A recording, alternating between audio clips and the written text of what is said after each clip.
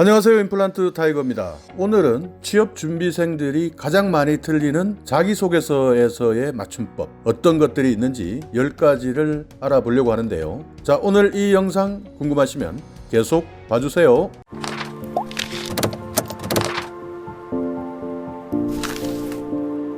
네, 취업하기도 힘들지만요, 취업을 하는 데 있어서 자기소개서를 쓸 때 자기소개서에서 맞춤법이 틀리다면 아마 이 자기소개서를 보고 있는 면접관들은 전문성이 떨어진다 또는 취업 준비가 좀 덜 됐다 하는 이런 이미지나 인상을 주지 않겠습니까? 우리가 자기소개서를 쓰는 이유는 취업을 하기 위한 것인데 자기소개서의 맞춤법이 틀려서 낭패를 보는 그런 경우들이 많다고 합니다. 그래서 오늘은 취업준비생들이 가장 많이 틀리는 맞춤법 톱10에 대해서 알아보겠습니다. 이 내용은 사람인에서 한글날을 맞이해서 2074명을 대상으로 해서 자주 사용하는 표현 중에서 틀리기 쉬운 맞춤법 조사를 한 결과인데요. 10위는 역할이었습니다. 10.2%의 오답률을 기록했는데요. 10명 중 1명은 잘못 사용하고 있다고 보면 되겠죠. 역할은 역할이라고 쓰시는 분들도 많다고 하네요. 역할, 자주 틀리는 맞춤법 10위였습니다. 9위는요, 무릅쓰고입니다. 무릅쓰고는 10사람 중에서 2사람 정도가 틀린다고 하네요. 무릅쓰고, 무릎 쓴다. 이게 무릎을 쓴다와 비읍과 피읍이 혼동이 많이 된다고 하는데요. 무릅쓰다,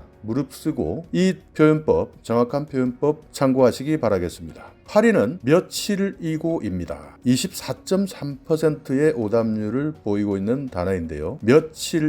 며칠이고는 며칠과 며칠. 저도 많이 틀리는 표현인 것 같습니다. 네, 그리고 7위는요, 뭐뭐로서 할 때 쓰는 로서인데요. 28.5%의 오답률, 10명 중 3사람은 틀린다는 것이죠. 자, 6위는 틈틈이 이렇게 쓰는 경우가 많은 것 같은데요. 틈틈이 33.1%의 오답률을 보였습니다. 10사람 중에 3사람 이상 틀린다 하는 오답률을 보였네요. 자, 그러면 5위는 무엇일까요? 5위는 십상이다 라는 표현인데요. 오답률이 41.6%에 달하네요. 십상은 18이나 9 정도로 거의 예의가 없다, 이런 말을 뜻하는 십상팔구라는 한자어에서 나오는 이야기인데요. 취업준비생들이 이를 쉽다라고 자주 이제 혼동하는 것 같습니다. 4위는 든지라고 하는 표현입니다. 든지 43.1%의 오답률을 기록하고 있는데요. 10명 중에 4사람 이상이 잘못 표현한다는 것이죠. 2 이상을 나타내는 보조사 든지와 던지로 잘못 사용하는 사례가 많았습니다. 던지라는 것은 얼마나 맛있던지, 얼마나 지난 여름에는 얼마나 더웠던지, 이런 식으로 사용할 때는 던지고요. 2 이상의 나열을 할 때 쓰는 보조사에서는 든지를 쓰는 것이 맞습니다.